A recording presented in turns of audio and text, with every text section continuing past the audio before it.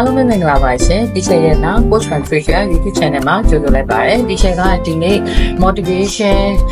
ဇာတ်ရှိနေအောင်လို့ဘယ်လိုလုပ်ရမလဲဆိုတော့နည်းနည်းလေးဝင်ပြပေးတော့မှာဖြစ်ပါတယ်ဆိုတော့ဒီချက်က motivation ဖြစ်ဖို့အတွက်မဖြစ်မနေ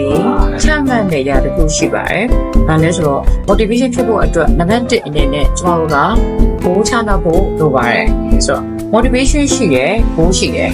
ဆိုတော့အဲ့လောက်နဲ့တော့ကျွန်တော်တို့က motivation အမြဲရှိနေမှာမဟုတ်ဘူးပေါ့နော်ဆိုတော့ကိုယ်ကနေပြီးတော့ကျွန်မအမြဲပြောခဲ့သလိုပေါ့နော် motivation ဆိုတာကျွန်တော်တို့ကပြင်ပနေတာတဲ့ external motive တွေကြောင့်မျိုးဖြစ်တယ်အဲ့တော့ကိုယ့်ရဲ့ external motive ဖြစ်နေစဉ်အချိန်တွေမှာကျွန်တော်တို့ကတခုသတ်မှတ်ထားတယ်ဆိုရှင်အဲ့ဒီကိုရအောင်လုပ်ဖို့အတွက်ကျွန်တော်တို့ခြားထဲမှာလောက်ဆောင်ရမယ့်ຢာလေးရှိပါသေးတယ်ဆိုတော့ okay ကျမတို့ motivation ရှိဖို့အတွက်ကိုယ်တို့ကျွန်တော်ချမှတ်လိုက်ပြီးဒါဆိုတော့ပြောလို့တွေကဒီ goal ကိုရောက်ဖို့အတွက်ကျမတို့ planning တွေစပြီးတော့ချပါမယ်ဒါဆိုလို့ရှိရင်ကျမတို့က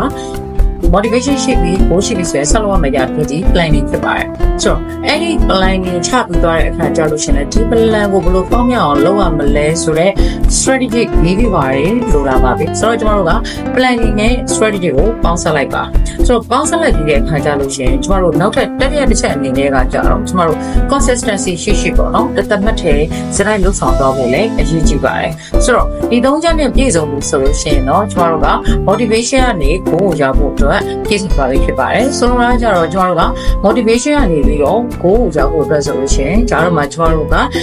တိကျသေးချာတဲ့ planning ရှိရမယ်ဒီ planning ကို counter ဖို့အတွက် strategy တွေပါရမယ်အဲ့ဒီ strategy တွေရှိပြီဆိုရင်ကျမတို့က consistency လို့ခေါ်တဲ့တသက်မှတ်တဲ့စရိုက်လှုပ်ဆောင်နေမယ်ဆိုလို့ရှိရင်ကျမတို့ motivation လေးဒီတသက်မှတ်တဲ့ဖြစ်နေပြီးတော့ကိုယ့်ရဲ့ goal ကိုရောက်မှာဖြစ်ပါတယ်ဆိုတော့အားလုံးပဲကျေးဇူးအများကြီးတင်ပါတယ်